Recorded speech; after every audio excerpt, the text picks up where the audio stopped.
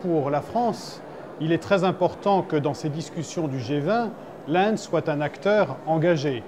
Et les thèmes que la présidence française va mettre en avant et que le président de la République nous a exposés sont des thèmes qui sont tous extrêmement importants pour l'Inde. La régulation financière internationale et la réforme du système financier mondial, la question des prix des matières premières qui est tellement importante pour les agriculteurs indiens, la question climatique dans son ensemble et la question du développement, tout cela, ce sont des sujets sur lesquels il faudra convaincre les Indiens non seulement de participer, mais de s'engager également dans cet esprit de responsabilité qu'évoquait le président de la République. Je crois que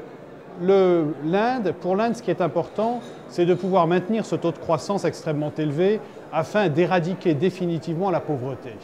Donc tous ces sujets qui sont des sujets au cœur de la stabilité du monde sont des sujets qui sont importants pour elle. Mais la façon dont l'Inde les aborde n'est pas forcément la même que la nôtre, parce que sa situation est différente. Et donc ce qu'il va falloir